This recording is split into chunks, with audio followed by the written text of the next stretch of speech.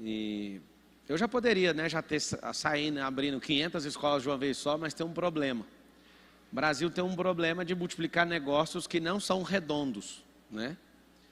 E nos Estados Unidos é mais sério. Nos Estados Unidos você precisa de maturar, né? Uma escola aqui de Alphaville que a gente comprou tem mais de 20 anos. Essa escola é de uma família tradicional. Mesmo assim, ela está sendo formatada e desenhada, e eu venho resistindo há meses essa questão de abrir matrícula para alguém de fora. Só abrir para sócios, para filhos de sócios. Uma das mães lá na escola perguntou assim para mim: você é só um investidor de escola? Eu falei: sou mesmo, eu investi meus filhos aqui. Então eu sou só um investidor, eu investi os 4 que eu mais amo nessa escola. Então não é só a grana, é as pessoas que eu preciso treinar. Eu tenho um chamado da parte de Deus de treinar essas pessoas. Escola não é lugar da gente doutrinar ninguém, é lugar de treinar. E aí o que acontece? Eu percebo que a nossa geração está se perdendo por causa da escola, não é por causa da política. A política, eu me envolvi com isso, e eu percebi que a política ela é traiçoeira. O Brasil tem tudo para libertar a mente do brasileiro, só que não liberta porque senão o voto vai ficar caro demais. Isso é muito pesado. O voto ficando caro, você liberta as pessoas têm um raciocínio crítico melhor, elas fazem mais perguntas, elas não vão aceitar qualquer pessoa vir pedir um voto. Então é melhor manter na miséria. Aonde que a gente resolve o problema dessa nação? Em casa, não é na escola. Só que você não fica em casa. E como você não fica em casa, essa pessoa, que é seu filho, essa pessoa tem que estar num ambiente onde ela está sendo transformada e treinada para esse combate. As escolas tradicionais, elas estão treinando as crianças para ir para um funil mercadológico, chamado faculdade. E às vezes você não vai gostar do que eu vou falar, não ponha seu filho nas nossas escolas, não tem problema nenhum para mim. Eu percebo que vários donos de escola, eles fazem o que os pais querem.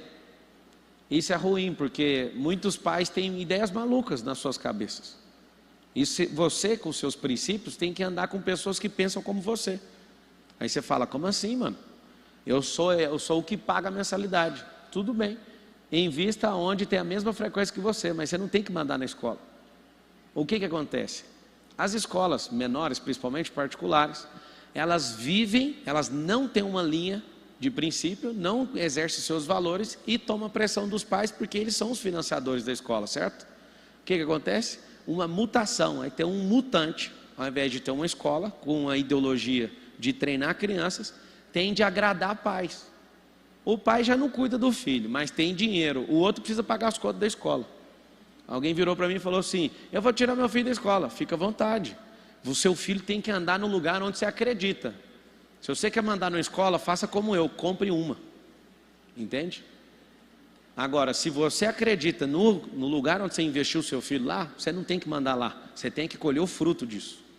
E muitas pessoas falam: você é muito duro. Não sou duro, é só para você não ter expectativa. E nós vamos ensinar seu filho também a ser uma pessoa que não dá expectativa para ninguém e também não vive disso. Eu prefiro criar gado, dá muito mais retorno. Por que nós estamos com esse projeto de escola? Eu faço uma promessa aqui, todo mundo ri quando eu faço, mas eu vou fazer de novo. Essa vai ser a maior rede de escola do mundo. Eu vou converter tudo que eu tenho para a escola, porque a sociedade decaiu por conta do ensino. E já expliquei o porquê. Os políticos são mandrakes. Você, na honestidade, dificilmente constrói alguma coisa na política. Só que eu vim de escola pública, eu sei como que foi a doutrinação, e nem tinha doutrinação como tem hoje. Mas eles enfiaram na minha cabeça que eu tinha que ser marxista, que eu tinha que olhar para o lucro como pecado, que eu tinha que seguir o Karl Marx, que não respeitava nem o próprio pai, que eu tinha que seguir Karl Marx, que era um gigolô, não cuidava nem da esposa, nem de ninguém, era contra o pai, não tinha família, mas queria fazer uma revolução. Essa geração que está saindo da escola hoje quer fazer uma revolução, mas não arruma nem a própria cama. Eu vou viajar com os meus sócios. A gente pegou um hotel num barco, que o pessoal do hotel não deixa você arrumar a cama. Mesmo assim, eu entrava no quarto de alguns para ver como é que é a vida deles quando ninguém está vendo. Quando eu quero promover alguém perto de mim, eu quero saber quem é você dentro do seu carro, a bagunça que está no seu carro, a forma que você trata a sua esposa, como é que você trata seus pais. O mundo ele é muito de invólucro, é muito de rótulo. E a escola é um grande lugar para você ter seus filhos e perdê-los lá. Talvez você não saiba, mas você paga uma escola, você que tem a oportunidade de pagar, e você acha que a escola está educando o seu filho. Quem está educando o seu filho são os alunos. Os professores são gente boa, mas não é eles que fazem isso. Quem faz os bloqueios principais são os alunos que estão lá. É por isso que a escola ela tem que ter uma linha. E essa linha ela tem que ser seguida. E nessa linha, quem não está na linha tem que sair da escola, simples. É muito ruim quando um dono de escola precisa de grana, porque ele negocia até a alma dele para ter os alunos. Eu acredito que você pode mandar no que você quiser, compre o que você quer mandar. Por que eu me envolvi com a escola? A minha vida é treinar gente. Eu comecei esse negócio de treinar gente na igreja. E eu achava isso fabuloso, ver uma pessoa derrotada na vida, ela começar a conhecer uma instrução, conhecer Jesus, conhecer o que precisa para ela prosperar. Então a minha veia de treinador veio da igreja. Meu primeiro emprego numa grande empresa, eu era atendente de call center. Minha primeira promoção nessa empresa, que é o Grupo Oi Brasil Telecom, eu fui treinador. No dia que eu virei treinador em 2006, eu nunca mais me apartei disso. Nós temos negócios bilionários, temos 27 companhias, eu invisto em 130 startups. Eu amo a vida, minha vida é maravilhosa, mas eu só faço uma única coisa: eu sou treinador.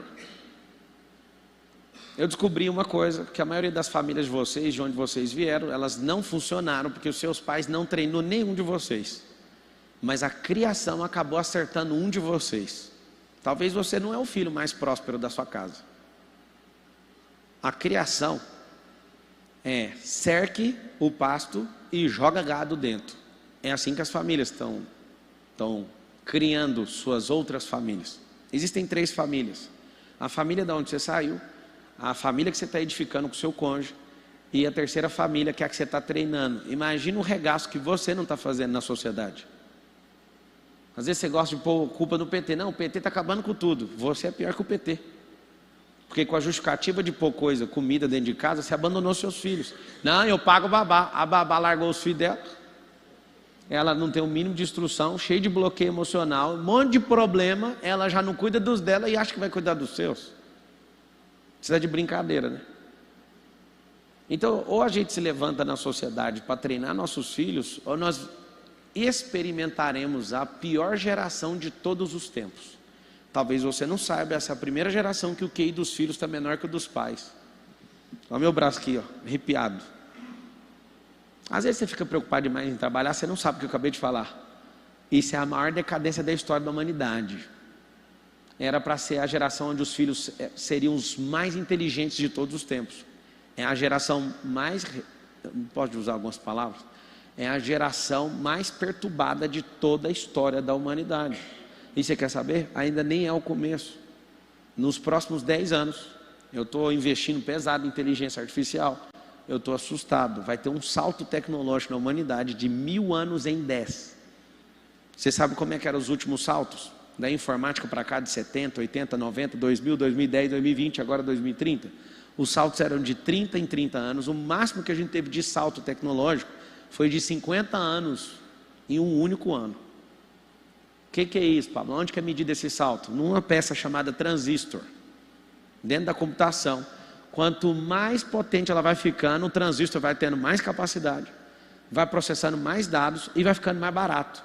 E quanto maior a tecnologia, maior o salto, mais vai ficar barato tudo e todo mundo vai ganhar acesso. Quando começar esses acessos, começa a desmaterialização, começa um monte de coisa. O QI do seu filho já está menor que o seu. Essa é uma realidade. Não sei se você sabe, na genética, a inteligência vem da mãe. Sabia disso ou não? Vem da mãe. Alguém já olha e fala: tá vendo por que esse menino é inteligente? A inteligência tem uma propensão a vir a maior parte da mãe. Só que o que constrói uma criança não é só a genética. 50% do que você é hoje é genético, 40% é epigenético, 10% é circunstância. Então tem genética. Você pode fazer alguma coisa contra a genética? Não, mas você pode potencializar a sua genética. Se você nascesse num lugar e fosse criado, treinado pelo Tarzan, você não ia saber fazer conta, você não ia saber falar, você não ia saber fazer pergunta, mas você ia desenvolver habilidades de selva, você ia ter um monte de coisa legal. Só que a sua genética não teria sido potencializada, como ela foi vivendo numa selva de pedra. Então você tem poder de decisão, sabe fazer pergunta, tem raciocínio lógico, tudo por quê? Porque foi desenvolvido. Então a genética, ela não te entrega um grande resultado, ela tem uma base para ser multiplicada. Com o quê? Com a tal da epigenética.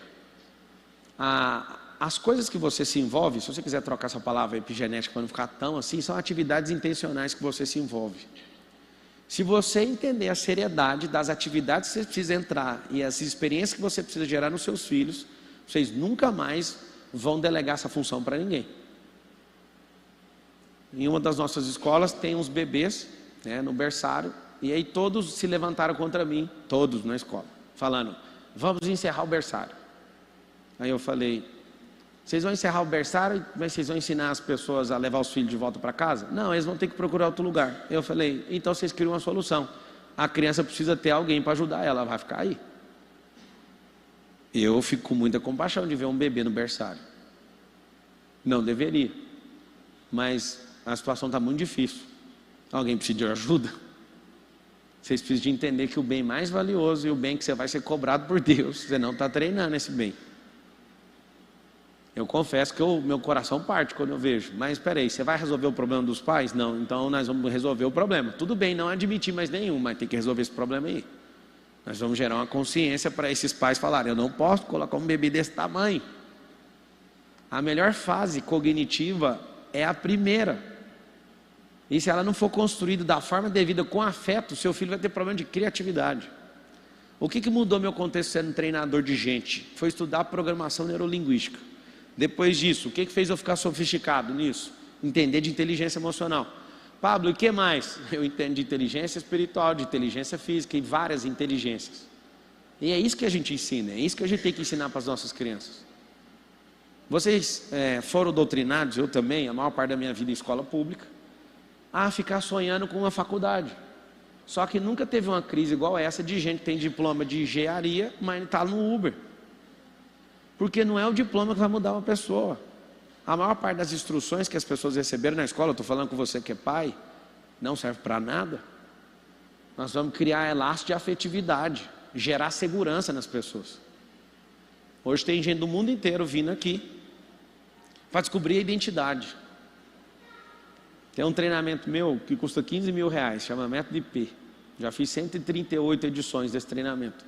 Toda a turma tem não sei quantos, Estados Unidos, da França, da Suíça, da Arábia Saudita, vem gente do mundo inteiro.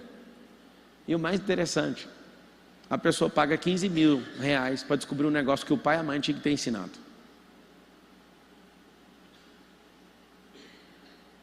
As pessoas têm produtos meus que custam R$200 mil. O empresário compra para a empresa dele. Quando ele chega aqui eu falo, o seu CPF tem que ser maior que o seu CNPJ, ele assusta. Eu nunca vi uma empresa quebrar. O que quebra é a pessoa.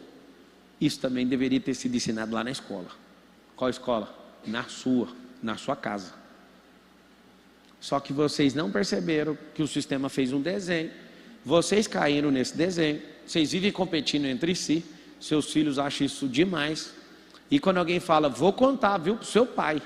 Vou contar para a sua mãe, viu, isso aí que você está fazendo. Até a criança fala, o dia que você tiver uma audiência com meu pai, me chama, eu também queria falar com ele. Então eu vou virar o capeta de propósito, porque toda vez que eu faço algo errado, alguém fala, vou falar para o seu pai. É uma grande oportunidade de eu estar com ele. Você sabia que tem pessoas que são encapetadas, crianças pequenas, justamente porque não tem tempo com você? Eles estão mandando recados, vocês não estão vendo. Pablo, então tá, nós vamos colocar nosso filho na sua escola. Não é assim não. Eu preciso que a escola comece na sua casa. Como que começa na sua casa? Teve um trabalho agora na escola, aqui em Alphaville.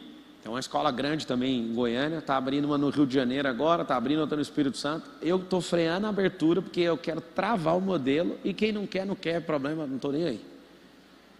A escola tem uma base, chama Escola por Princípios. Vamos ensinar matemática. Um monte de gente fala, papo, só quer ensinar princípio. Não, seu filho vai ser muito bom de matemática. Seu filho vai entender de matemática. Se a gente perguntar na salinha de aula, quem gosta de matemática? A maioria não gosta. Por que não gosta? Porque um professor, nossa, isso aqui, foi você que fez com a sua mão essa letra aqui? Quem que escreveu isso aqui? Famílias mais... Hã? Me ensina a escrever nessa televisão.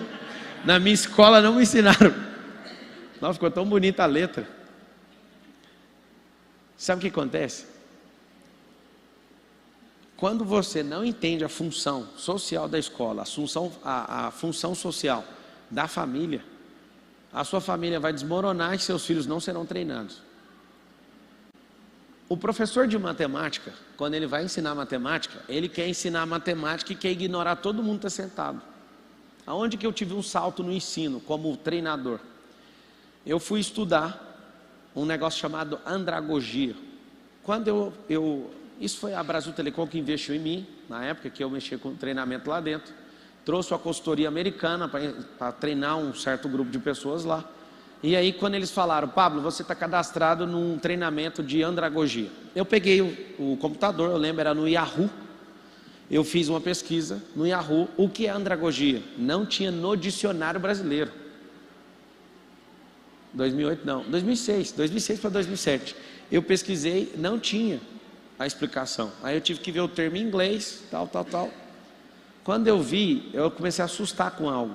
O ensino do Brasil é 100% pedagógico. Ensino americano, andragógico. O que é andragogia e o que é pedagogia? É isso aqui, ó. A palavra pedagogia, peda, é criança, gogia, é ensino. Gogia é ensino, peda é criança, é ensino para criança. Andra, adulto.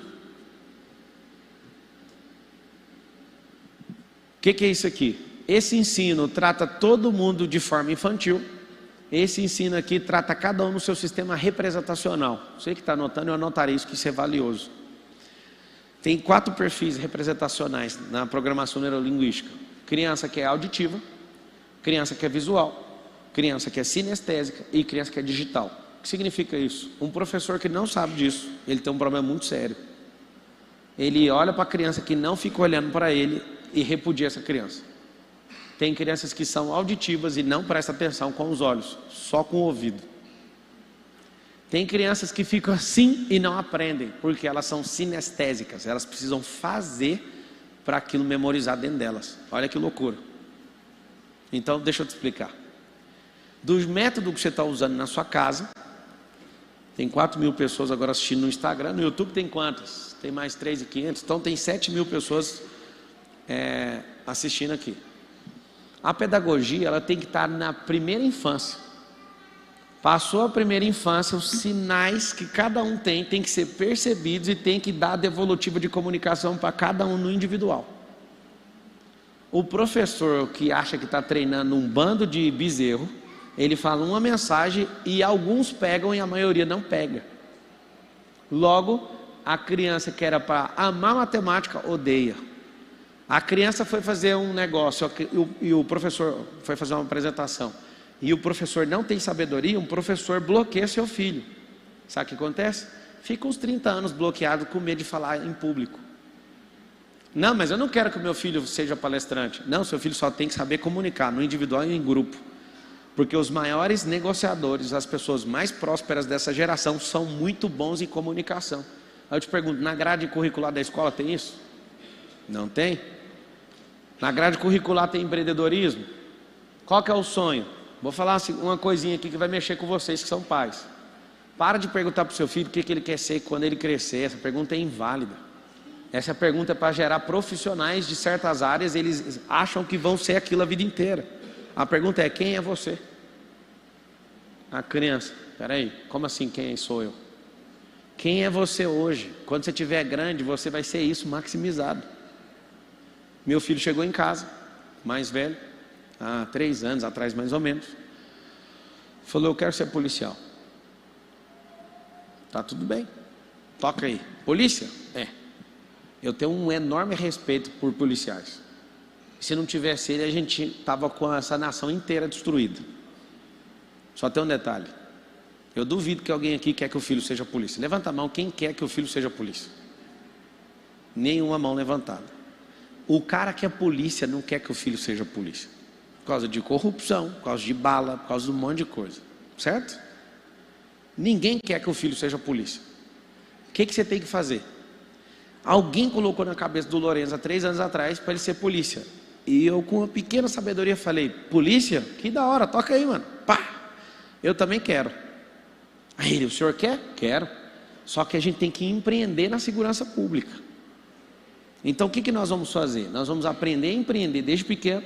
E vai chegar uma hora, se tiver algum contrato com a segurança pública do Estado ou do governo federal, nós vamos pegar esse contrato e nós vamos empreender. Quer ver? Pega a caneta, vamos desenhar aqui quais são as formas de empreender na segurança pública. Nós podemos privatizar o presídio, nós podemos privatizar as delegacias. Imagina a gente tendo uns 50 delegados na nossa empresa. Aí ele ficou ouvindo aquilo, que da hora, nunca mais tocou no assunto. Sabe o que acontece? Seu filho ouve isso, acha legal, aquilo vira o sonho dele. Eu vou te falar sobre sonhos, que você é responsável pelos seus filhos, vocês têm que saber disso. Fui candidato a presidente o ano passado, apesar de ter sido cancelado antes do vamos ver ali. Eu fui numa favela, numa comunidade, perguntei o sonho das crianças, está gravado isso. Qual que é o seu sonho? Ser caminhoneiro. Qual é o seu sonho? Jogador de futebol. Qual que é o seu sonho? Nenhum falou empresário, nenhum falou ser engenheiro, nenhum falou mecatrônica, nenhum falou nada de tecnologia. Pablo, mas é claro, você foi na favela.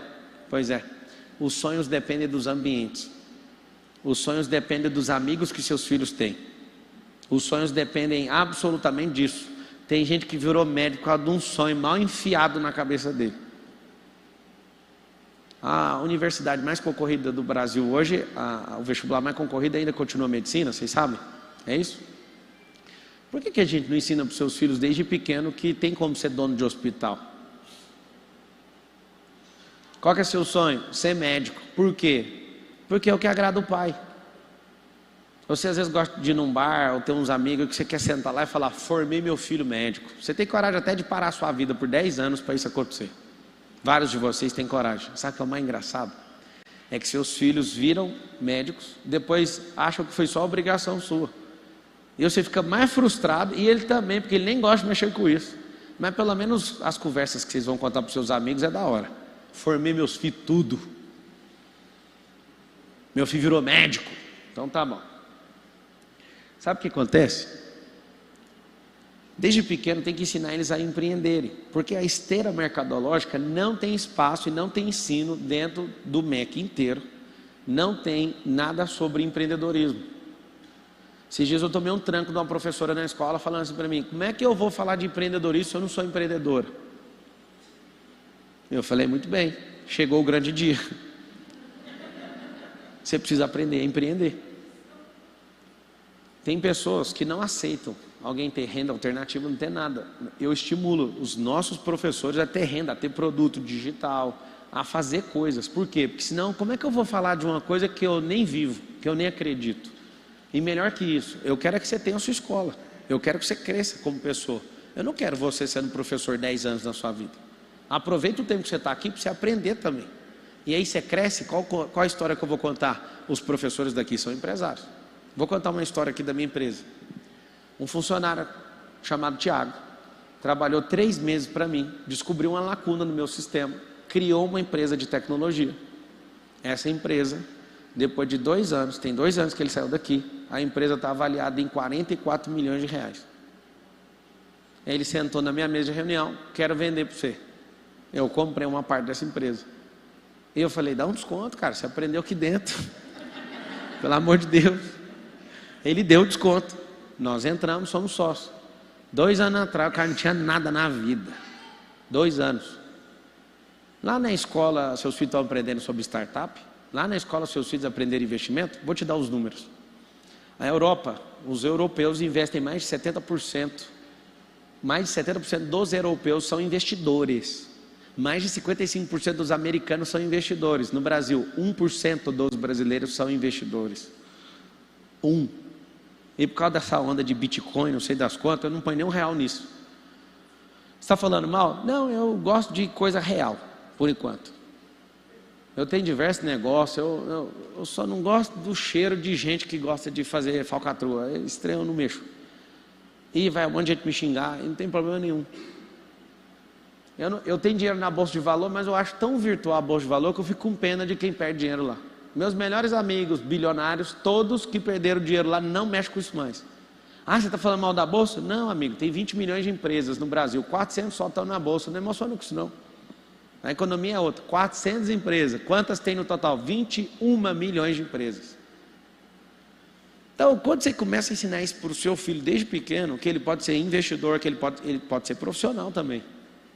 Essa é uma geração onde várias pessoas pularam a fase 1. São 3 fases. A fase de ser profissional, que a escola e a faculdade que você pagou só ensinou isso. Fase 2, ser empreendedor. Fase 3, ser investidor. Qual que é o perfil do brasileiro? Não investe.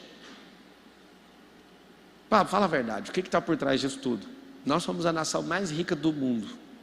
Alguém tem dúvida aí? Alguém que é sabido, conhece os números, entende de território, de clima, de desastre natural, de lavoura, 3 safras? Alguém aqui é fazendeiro, sabe o que eu estou falando? Não? Tem algum país do mundo que tem mais nióbio que o Brasil, tem mais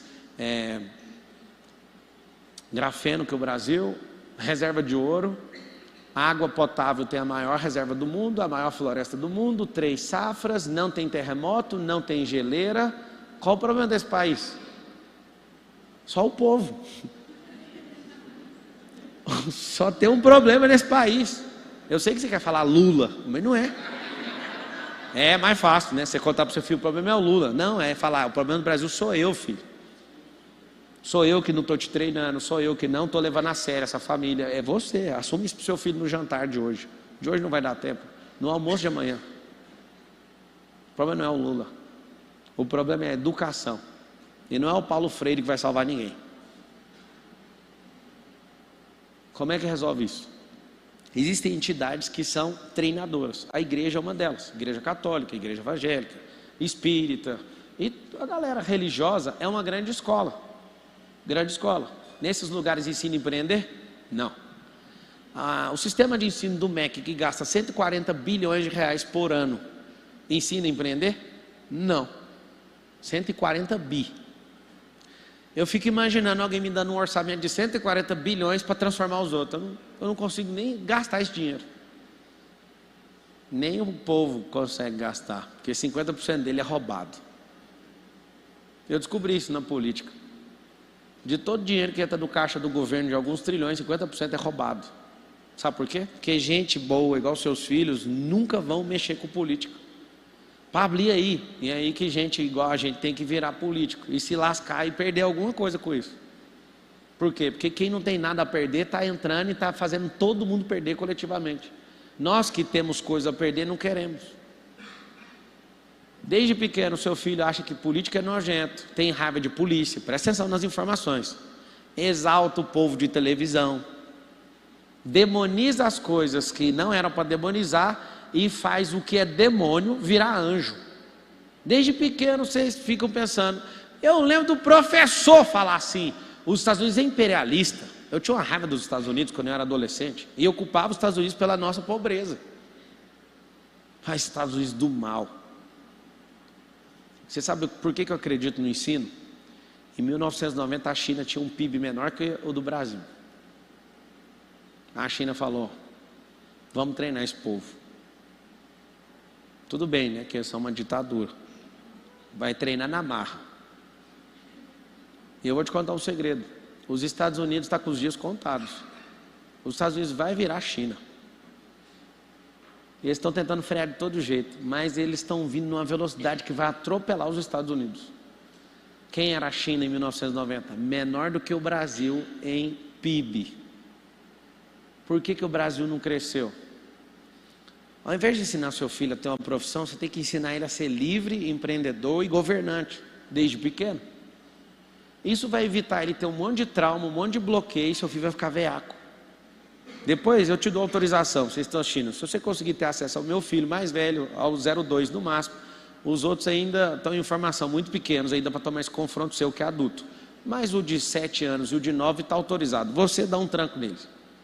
Chega nele e fala, você é burro, você é feio, você vai ouvir da boca deles o que eles vão responder. Eles vão olhar assim para você.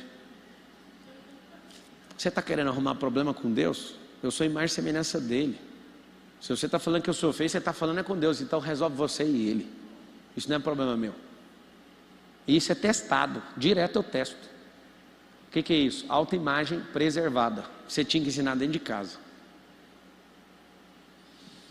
Seus filhos aprendem com você um negócio chamado escassez. Isso vai livrar eles da prosperidade. Serão pobres, mesmo tendo empregos, porque você ensinou um negócio chamado estabilidade, um negócio que eu nunca vi na minha vida. Estabilidade não existe e tinha que aprender em casa. Pablo, faz o seguinte, pega meu dinheiro aqui, treina meu filho. Não funciona. Se você não treinar, quem vai ser o verdadeiro treinador dele são os amigos da escola. É por isso que eu sou rígido na linha de raciocínio da escola.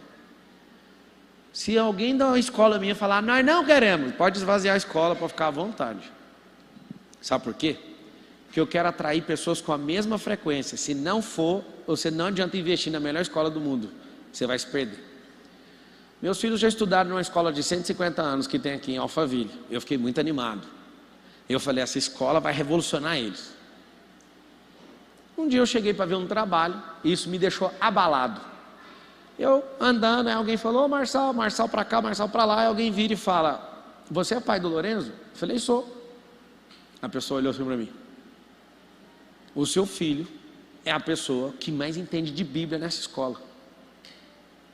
Ao invés de ser como você e ficar orgulhoso com isso, eu falei, preciso tirá-lo daqui urgente. Por quê? Porque essa escola fala que é cristã. E se meu filho, que é treinado por mim, todo dia, não tem uma única história da Bíblia que ele não saiba, sabe tudo. E desafia na hora de dormir. Ele fala, não moço, lê Dom Quixote, faz não sei o quê, faz não sei o quê. Não, vou ler a Bíblia. Se você achar uma história que eu não sei, o senhor pode ler. Aí eu vou e esforço, ele sabe as histórias. Só que ali eu falei, peraí, a escola é cristã? Por que ele é a pessoa que mais sabe? Aí fui fazer as perguntas. As professoras não sabem nada disso, porque a escola é cristã e não faz nada. Toma tranco de menino na época de 6 anos de idade. Menino de 6 anos é a pessoa que mais sabe de Bíblia. E você conversa de Bíblia na frente dele e fala, está errado, essa história não é desse jeito. Por quê? Foi a escola que treinou ele, não foi eu. Foi a Carol, a mãe dele. Nós treinamos eles. Só que nesse dia eu falei, Carol, pode tirar esse menino dessa escola. Já que é para ir para uma escola que é cristã e seu filho fica dando aula, pode sair de lá, esse negócio está errado. Levei para uma escolona aqui, top. Mensalidade 3 vezes mais cara, top.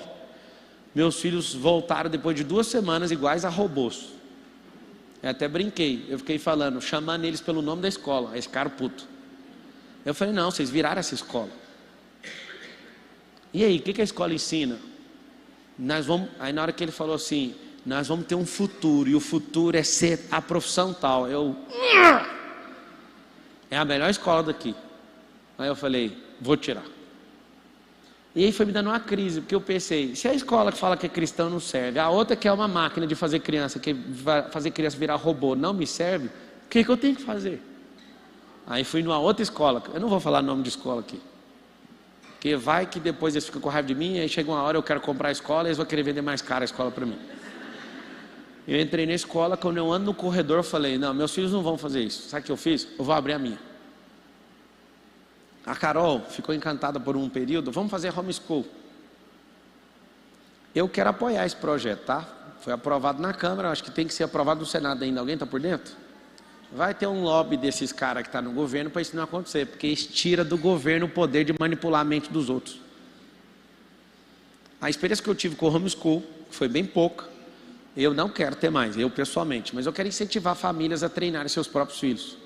Então eu vou criar uma plataforma disso, isso é uma promessa, isso aí está já desenhado.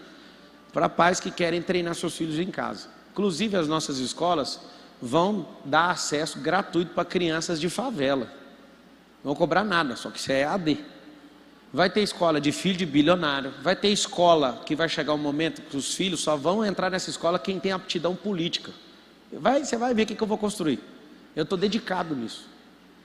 Por quê? Porque eu fui destruído e de alguma forma no meu percurso eu fui reconstruído. Mas a maioria das pessoas não conseguem ser reconstruídas no percurso. Talvez você não saiba, seu filho na adolescência, ele naturalmente repudia a sua figura. E aí ele precisa de um mentor. Quem é o mentor dele? Um professor que tem 38 anos, usa a camisa do Che Guevara, é pai de pet, mora com a mãe. Pablo, você tem alguma coisa contra isso? 100%. Por que 100%? Porque um cara que mora com a mãe com 40 anos de idade, ele não sabe o que é uma família até hoje, ele é um perturbador do sossego alheio da mãe dele. Isso é uma contravenção penal. Segundo, Um homem que não casa, ele ainda não é um homem. Aí você fala: Pablo, você é muito radical. Seja bem-vindo. Essa conversa era normal 100 anos atrás. Agora eu sou julgado de ser duro por causa disso. Um homem que não tem um filho, não tem um investimento, o cara não tem uma mulher para pôr pressão na vida dele. Para quem não sabe, Deus criou a mulher porque ele ficou incomodado com a felicidade do Adão. O Adão estava lá sem nada para fazer e Deus olhava e falava: mano, você está me incomodando, eu tenho que arrumar um negócio aqui para te arrebentar. Eu sou teólogo também, estudei esse negócio, e um dia eu descobri, tem alguns problemas na transliteração da Bíblia, que não tem a raiz da palavra, e a transliteração eles enfiam qualquer expressão no meio. Você ouviu uma expressão que a mulher ela é auxiliadora, sim ou não? A expressão no hebraico não é essa. A expressão é opositora. Por isso que eu estou te falando, não é uma piada. Deus não gostava de ver Adão daquele jeito. Ele falou: farei para ti uma opositora. Mas aí tem a segunda palavra, idônea. Opositora, idônea, não inidônea. Idônea significa: eu vou me opor para todo mundo crescer aqui em casa. E você pode falar: Pablo, eu não quero casar. Tudo bem, mas você nunca vai saber a frequência de governo de ser um homem casado. Você nunca vai saber o que é ter filho. Um dia um cara me esculachou numa palestra minha aqui na Avenida Paulista, há uns 4 anos atrás. Você fica misturando tudo. Você acha que alguém aqui vai cair nessa conversa sua? Eu falei: quantos anos você tem? 50. Quantos filhos você tem? Nenhum. Você é investidor? Não. Já escreveu um livro? Não. Você abriu uma empresa? Não. Aí eu falei: só falta você falar que você mora com sua mãe. Ele é. Eu falei: sério? Vamos lá. Você tem 50 anos, nunca casou, não tem filho, nunca investiu, nunca escreveu um livro, nunca abriu empresa. Você está querendo tirar onda com a minha cara? Que sou um grande investidor. Na época eu não tinha esse tanto de livro, acho que eu tinha uns 12. Mas hoje eu já publiquei 32 livros. Já escrevi um livro, já plantei centenas de árvores. Você plantou árvore? Não. O que você fez? Você quer me repudiar sendo que você não tem nem status de cidadão, meu filho? 50 anos de idade perturbando a vida de sua mãe. E ele ficou muito arrasado. Ele encostou a cabeça, ele deitou mesmo, assim, a cabeça nas pernas, ficou calado. Eu fiquei com muita compaixão dele. Terminou a palestra, fui trocar ideia. Sabe o que aconteceu? Ele tinha um bloqueio de paternidade. Qual que é o diferencial dessa escola aí? Ou das escolas que você vê a minha assinatura em cima? Nós não vamos bloquear seus filhos. E os treinadores, que são os professores, vão estimular seus filhos a terem blindagens para não serem travados no percurso. Porque a coisa mais besta do mundo são os bloqueios emocionais. E você dá muita importância para ele saber muito sobre Bhaskara. Nem você sabe para que serve isso. Você dá muita importância para ele ser competitivo para fazer um vestibular que ele nem quer, mas você quer e nem sabe por quê. O que você tem que fazer como pai é descobrir a identidade do seu filho, o propósito dele e investir nele. Eu fiz um compromisso com os meus 4 filhos, o Lorenzo, o Benjamin, o Miguel e a Isabela. Eu falei para eles, um dia sentado no almoço, a gente almoça todo dia juntos. Eu falei para eles: cada família tem uma figura chamada José do Egito. O José do Egito é alguém que pega a energia da família, vira o backup de riqueza, vira o mais próspero. E tudo que acontecer com a família, esse é o stay da família. Vocês já perceberam que é assim nas famílias ou não?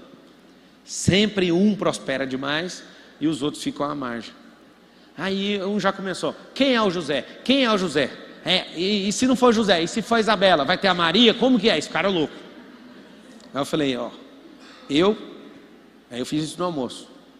A gente tem liturgia para sentar na mesa. Pra você ter. Eu que criei, eu e a Carol. Eu sento na posição de patriarca.